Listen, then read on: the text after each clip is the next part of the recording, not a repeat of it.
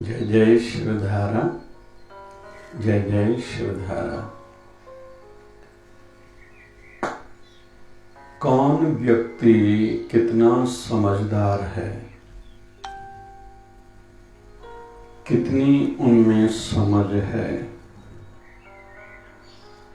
इसका अंदाजा तो अंडरस्टैंडिंग पावर पर डिपेंड करता है कि उनकी समझ कितनी विकसित हुई है, कितना विवेक जागृत हुआ है और वह उसी क्षेत्र, उसी फील्ड में बहुत आगे जाएगा। या आज तक जिनके नाम हैं, जिस भी फील्ड में, क्षेत्र में, उनमें क्षमताएं, स्किल्स तो ज़्यादा होंगी ही और काबिलियत के आधार पर ही तो किसी को पद या दर्जा मिलता है। लेकिन अंडरस्टैंडिंग पावर कितना है, ये भी एक इम्पॉर्टेंट बिंदु है, ज़रूरी बात है। ये क्वालिटी ऐसी है कि इंसान को बहुत ऊपर उठाती है। जैसे पहले तो आध्यात्मिक स्पिरिचुअलिज्म दृष्टि से देखेंगे, किसी को अपना जीवन गुजरता जा रहा है, कितना ध्यान है, संसार से मुझे जाना भी जरूर है। और अभी तो कोरोना के कारण हम जल्दी जल्दी नजदीकी से मौत को देख भी रहे हैं। तो मनुष्य जन्म सफल सार्थक हो, उसके लिए हम कितनी भक्ति करते हैं। पहले तो ध्यान आना चाहिए, फिर भक्ति करें, फिर निस्वार्थ भाव से आशीर्वादें मिलें, सेवा करें और खुद में जितनी क्वालिटीज हैं, अगर पैसा है या पहुंच है हमारे, या हमारी समझ है, तो उससे कितनों का हम भला कर सकते हैं और कर रहे हैं, क्योंकि ये हमारे काम आने वाला है, ये हमारा है। जो हमने प्रॉपर्टी या पढ़ाई जो करी है, इसकी एक लेवल है, एक रेखा है, एक लिमिट है, लेकिन उसके बाद वो हमारे काम की ज्यादा नहीं है। घर हमने बनाया, हम घर लेके यहां से नहीं जाएंगे। पद है तो शरीर का है, पढ़ाई कोई हमें मोक्ष नहीं दिलाएगी। हमें क्या आता है, कितनी पहुंच है, लेकिन उससे कितनों का भला किया, ये देख के नहीं कि ये मुझे रिटर्न के रूप में क्या देगा। नहीं, मुझे करना है। क्यों? मुझे एक दिन यहां से जाना है।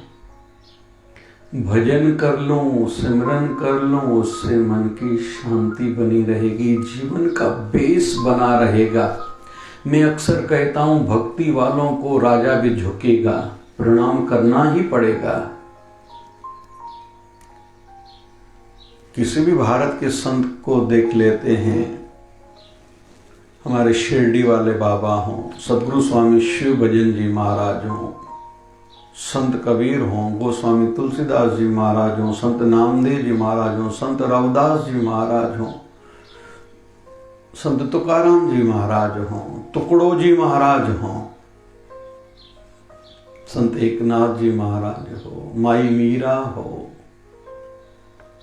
संत सूरदास जी महाराज हों, इनको किन्होंने देखा था? आज जितने हम लोग हैं, लेकिन फिर भी हम लोग झुकते हैं। सामान्य मानव तो झुकता ही है। आज राजनेताओं को इलेक्शन में जीतने के लिए भी उनका सहारा लेना पड़ता है। भूतकाल के किसी पॉलिटिशियन का सहारा नहीं लेना पड़ता, ज्यादा एक हद तक, लेकिन उनकी आशीर्वाद भी चाहिए, सहारा भी लेना पड़ेगा। कौन? जिन्होंने भक्ति करी थी, भले आज उनका शरीर दुनिया में नहीं भी है।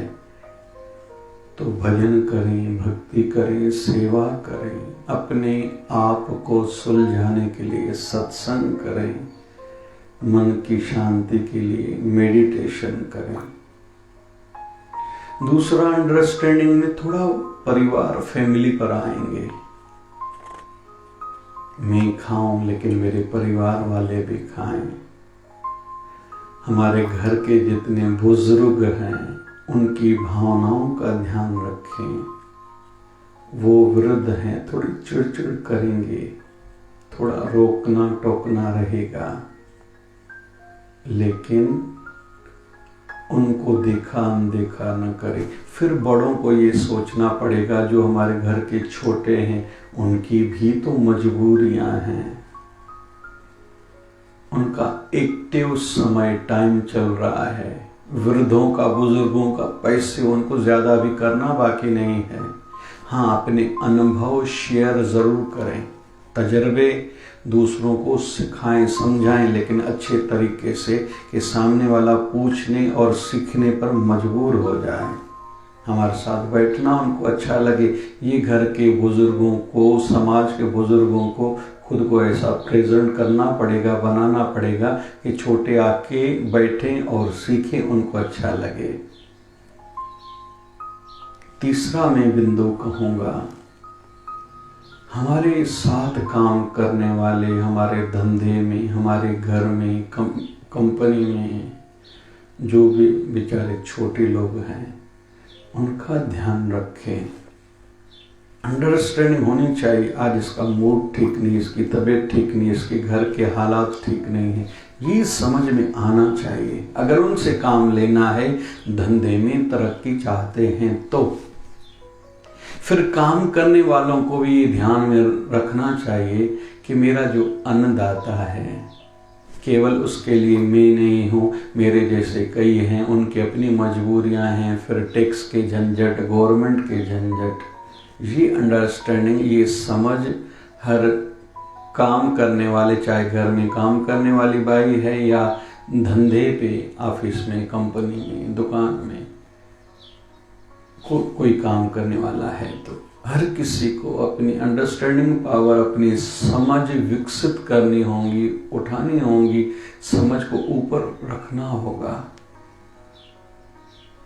चौथा बिंदु में निवेदन रखूंगा, हमारे घर के पड़ोस में, नजदीक ही, या गुरु स्थान जो मंदिर है, मठ है, आश्रम है, वहां का भी ध्यान हमें रखना होगा।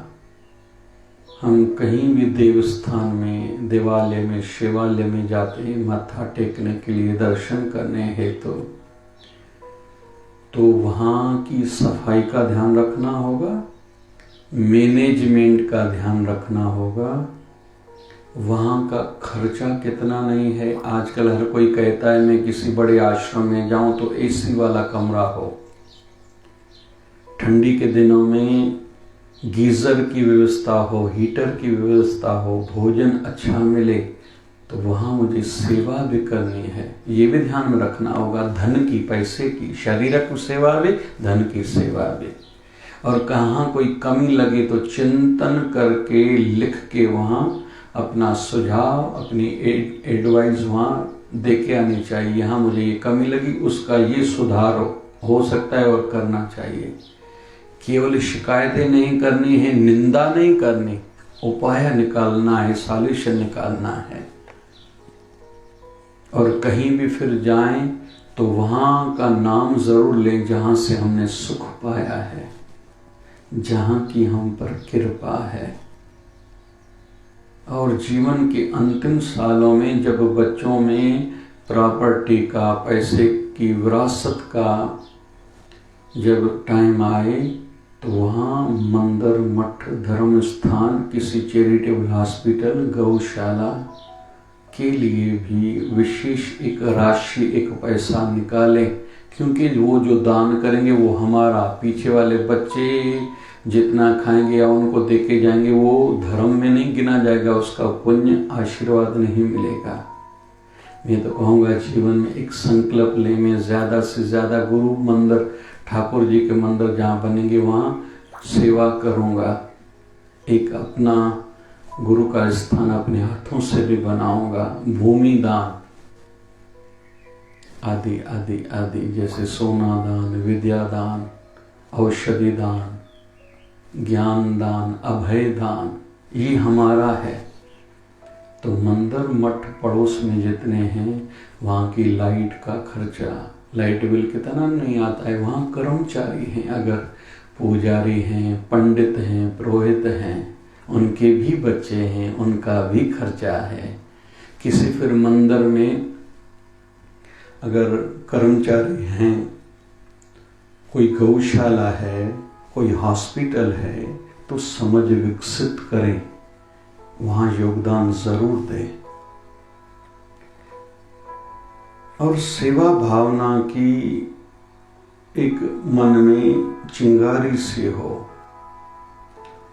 5वां,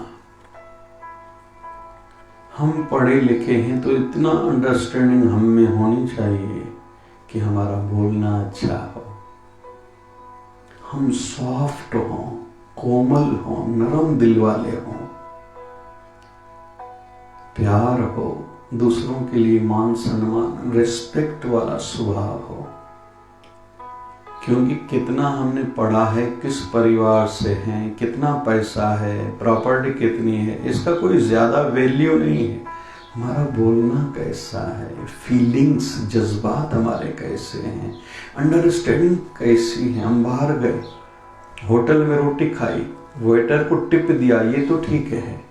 रास्ते में फकीर मिलता है कोई चौराहे पर, सिग्नल पर, उसको देना हमें जान पे आता है। या कोई बस में चढ़ा, अगर ऑटो में चढ़ा, 1 रुपए पर झगड़ने में देरी नहीं करता। रास्ते में कोई पानी पूरी खाएगा, कुछ नाश्ता करेगा, बहुत खर्चा करते हैं। फल सब्जियां कहीं से लेते हैं तो उससे झगड़ने में देरी नहीं करते। कोई नाई के पास बाल कटवाने के लिए जाता है, मोची के पास जाता है, अरे उसको 5 रुपए ज्यादा दे के आओ। बहुत लोग कहते हैं हम खुद ठीक हालात से नहीं गुजर रहे हैं तो बड़े बड़े फजूल खर्च अपने कम करो। ये तो अंडरस्टैंडिंग पावर खुद में होना चाहिए। हमारे पूज्य शिवधारा आश्रम की ओर से पूरे भारत भर में शिवधारा महोत्सव होते रहते हैं। तो कहीं कहीं व्यवस्था की कमी के कारण महाप्रसाद नहीं बना, केवल दाल चावल आदि की व्यवस्था हो पाई। तो मैं कहता हूँ उसके बदले में उतने पैसे निकालो, उतने आंखों के ऑपरेशन में करा के जाऊंगा। और हर साल ऐसा करते हैं जिन जिन नगरों में महाप्रसाद व्यवस्था नहीं कर पाते। तो हम तो शिवधारा महोत्सव में सत्संग रखते हैं, पाठ पूजा रखते हैं, महाआरती, सांस्कृतिक कार्यक्रम, लेकिन समाज में किन्होंने कुछ किया है निस्वार्थ भाव से सेवा, तो उनका सम्मान किया जाता है। कोरोना काल में जिन योद्धाओं ने निस्वार्थ भाव से सेवा करी, उनका सम्मान, उनको शिवधारा आश्रम की ओर से एक ट्रॉफी, शील्ड और एक सर्टिफिकेट दिया जाता है। और ऐसा हम सबको बनना है। अंडरस्टैंडिंग पावर हो, यहाँ मुझे क्या करना चाहिए, इससे क्या दूसरों का भला होगा।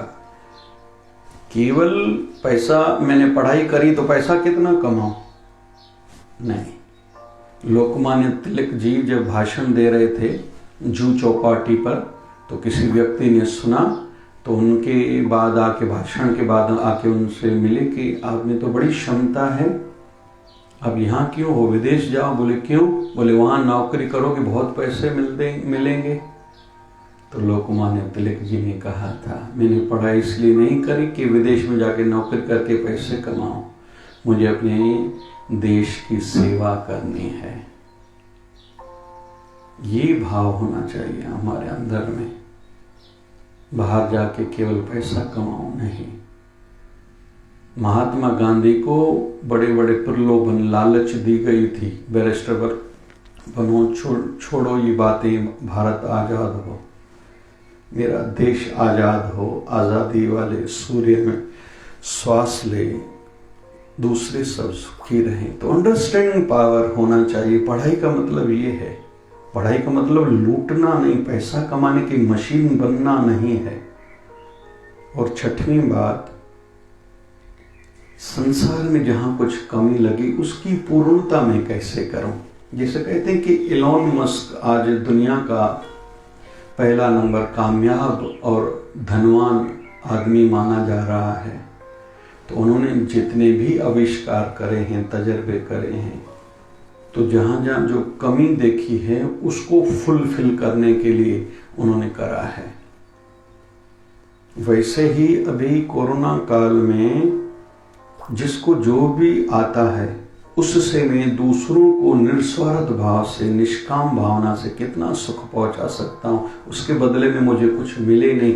हाँ, अगर धंधा है, डॉक्टर है, धंधा है ना उसका, वकील है, उसका काम ही है क्लाइंट से बात करना, सीए का काम ही अकाउंट बनाना, आदि आदि आदि, जिसका जो काम है ये ठीक है।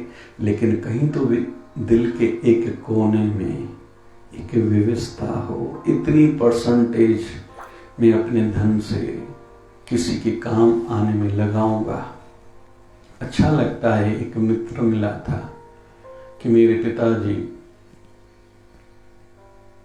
टीचर थे, हम 6-8 जहाँ तक याद आ रहा है भाई बहन थे। पिताजी की आंखों की रोशनी कम होने लगी,